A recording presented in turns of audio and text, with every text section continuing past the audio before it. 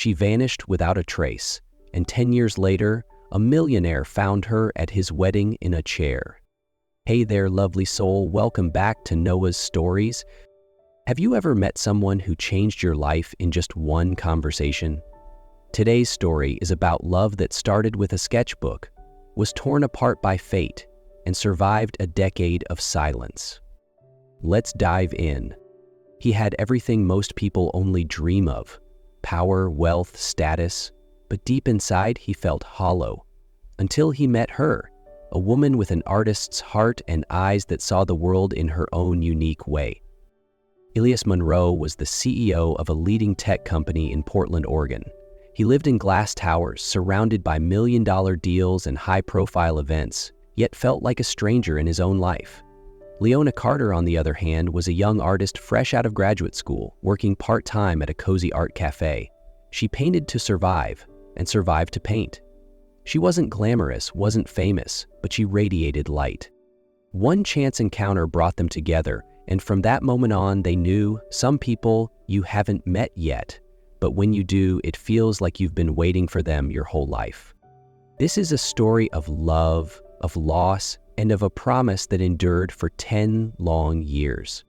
That rainy afternoon in Portland, Elias Monroe stepped out of yet another exhausting meeting, his mind fogged with numbers and expectations. He had no desire to return to his lavish yet lifeless penthouse, so he wandered down a narrow street until the warm glow of a cafe window caught his eye. The place was called Canvas and Crumbs, where art met pastries. In here, no one cared about job titles or stock prices. Elias chose a quiet corner near the window, beneath an oil painting of the Willamette River winding through the city. And then he saw her. Leona Carter was carrying a tray of pastries and cappuccinos, her curly hair tied up with a few strands falling into her face. A pencil and sketchbook still balanced in her hand. The soft light glowed against her warm brown skin, catching the small nose ring and the natural, unforced smile she wore.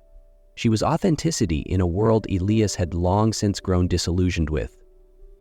When a distracted customer bumped her, sending her sketchbook tumbling, Elias picked it up. On the page was an unfinished drawing of the cafe, captured from a bold, unusual perspective that conveyed both serenity and the city's quiet chaos. "You've drawn the soul of Portland," Elias said, almost involuntarily. Leona raised an eyebrow, equal parts skeptical and amused. "That's either the cheesiest thing I've heard today, or you actually know something about art?" "Yale, art history, before I became a reluctant CEO," he replied with a small smile.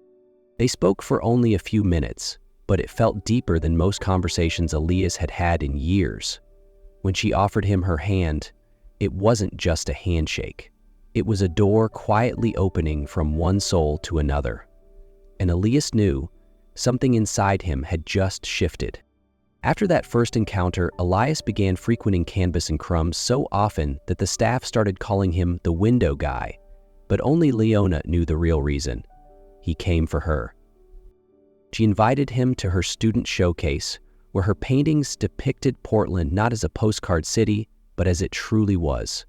Street musicians, weathered rooftops, faces full of both hope and fatigue. Elias stood silently in front of one piece, then whispered, "You see what the world forgets to look at." From then on, they started stepping into each other's worlds. On rainy days, Elias brought Leona to his mother's private gallery, a space filled with art his mother once loved. On late nights, Leona taught him to paint, not to become an artist, but to hear his own heart again. He loved her not because of their differences, but because she brought him closer to the man he forgot he was.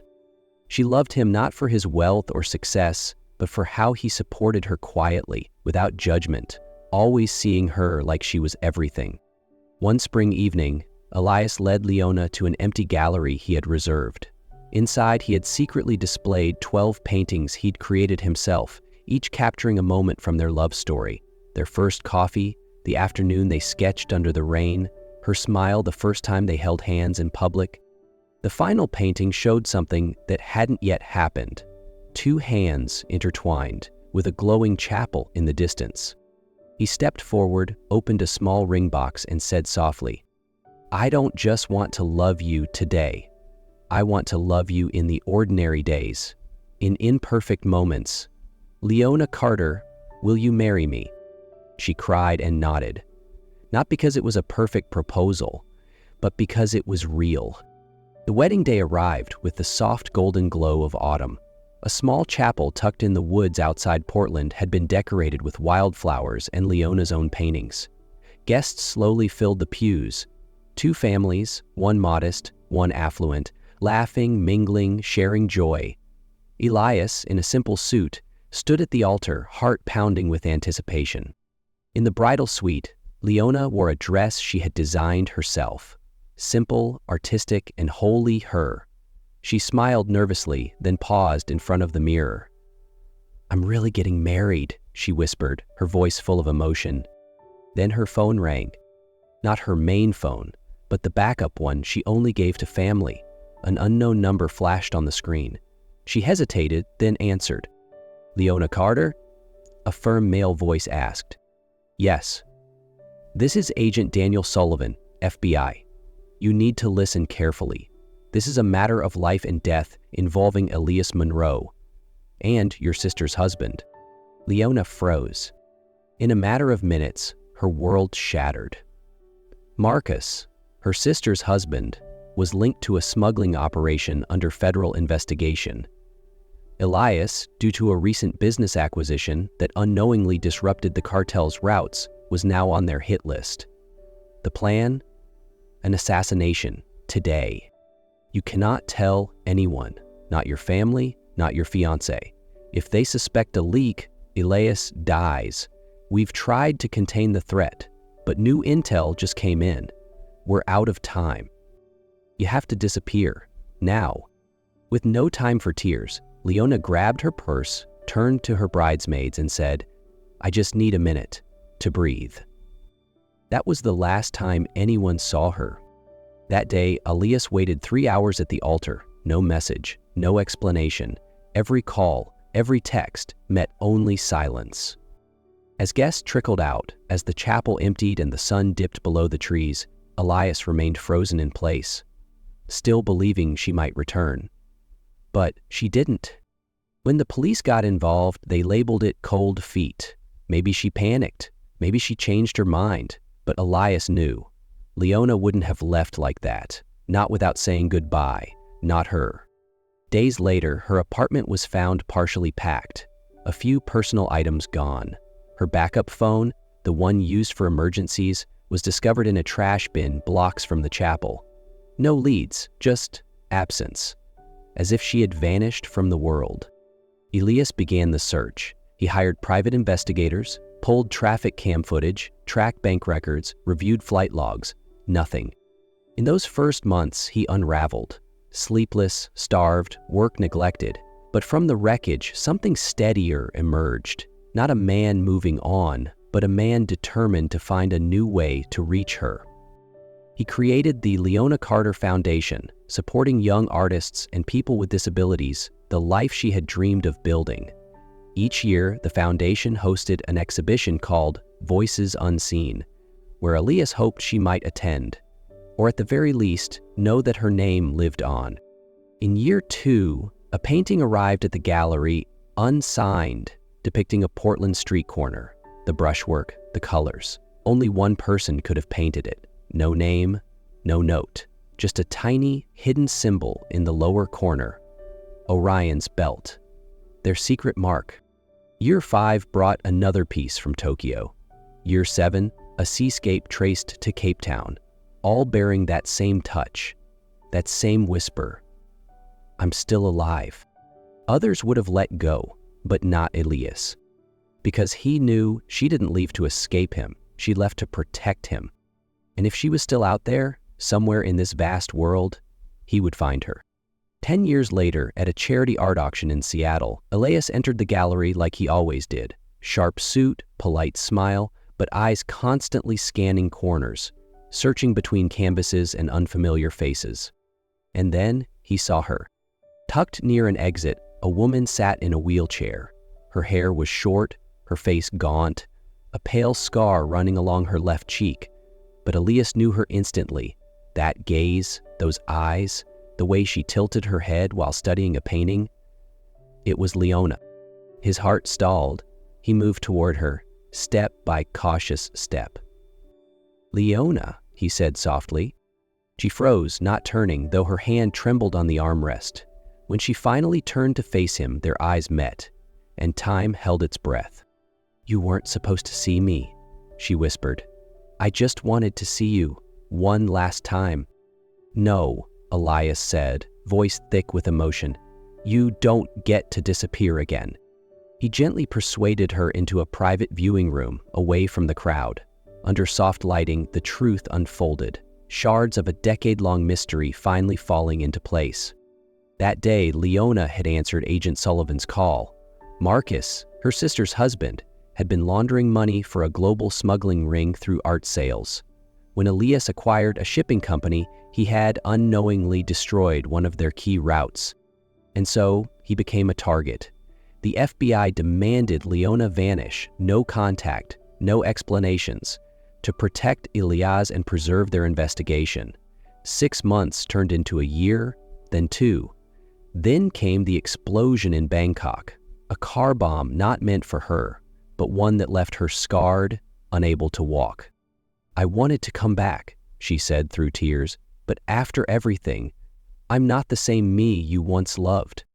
Elias took her hand, gently but firmly. "I didn't love who you were 10 years ago. I love you, here, now. You're still my Leona, no matter where you've been, no matter what's changed. I still choose you."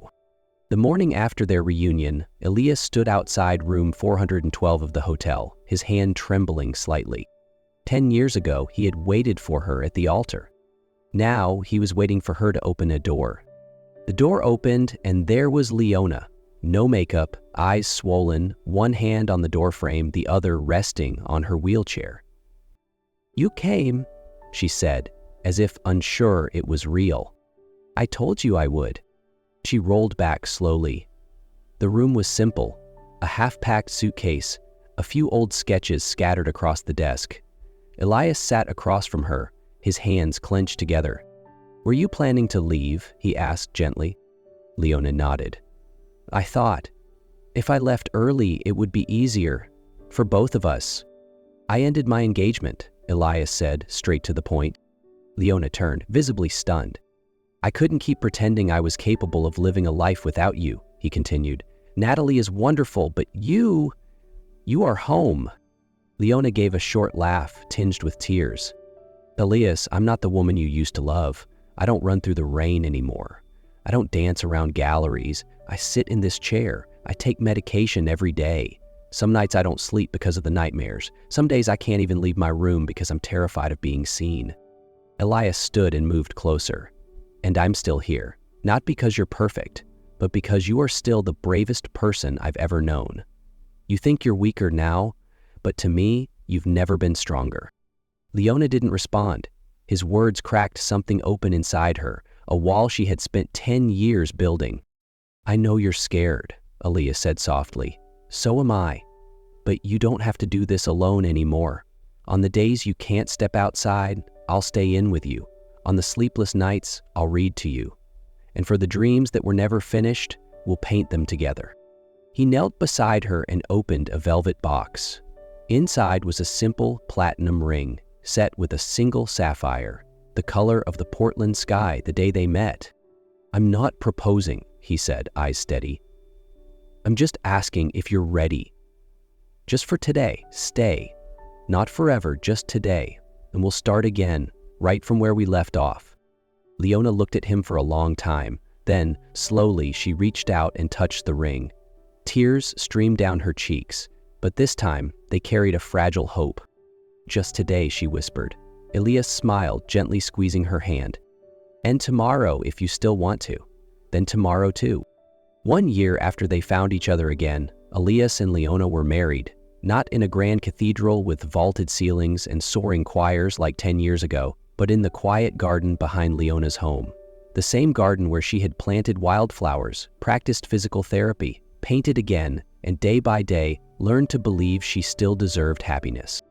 There were no hundreds of guests, no press cameras, no orchestra, just the people who truly mattered: family, close friends, and those who had witnessed the long, winding journey of love, heartbreak, and reunion. Leona didn't wear a traditional wedding gown. Instead, she worked with an adaptive fashion designer to create a dress that was soft, graceful, and hand-painted with her own brushstrokes. Her wheelchair was decorated with wildflowers, soft ribbons, and tiny handwritten notes from Elias tucked into the spokes, all saying, "I choose you, always." Elias, true to himself, wore a simple white shirt and carried a bouquet of flowers he had picked from their garden that morning. But to everyone present, he had never looked more grounded or more complete. When Leona was wheeled into the garden by her sister, Elias didn't wait at the altar. He walked forward to meet her halfway, just like they had always met in life. "Love isn't about leading or following," he whispered, gently touching her hand. "It's about choosing to meet in the middle every single day." There were no grand, rehearsed vows, just honest words spoken with hearts wide open. "I won't promise I'll always be strong," Leona said, voice trembling, "but I promise I'll never let go of your hand, even when life gets hard." "I won't promise I'll always get it right," Elias replied, his eyes damp, "but I promise I'll never stop trying to love you the way you deserve." They exchanged rings, the same sapphire ring from years ago, now with 3 added diamonds, one for the past, one for the present, and one for all the days still to come. When Elias slipped the ring on her finger, Leona smiled through tears. There was no grand reception afterward. Instead, they sat on the garden swing beneath the old oak tree, hand in hand, watching the sun set over the place where so many dreams had broken and been rebuilt. Leona rested her head on Elias's shoulder. "You know," she whispered, "I've drawn you so many times over these 10 years, but today is the first time I want to draw us in the future." Elias squeezed her hand and smiled. "Draw as many futures as you want," he said, "and I'll live every one of them with you." And as dusk wrapped the garden in quiet, they stayed there. No need for forever promises, because they knew love is choosing each other today, tomorrow, and every day after. And in Leona's next canvas, the first stroke was not of what had been, but of what was yet to come. And maybe one day, their child, or a child they chose to love, would ask them how they met. And they'd simply smile and say, "It started with a sketchbook and a rainy afternoon."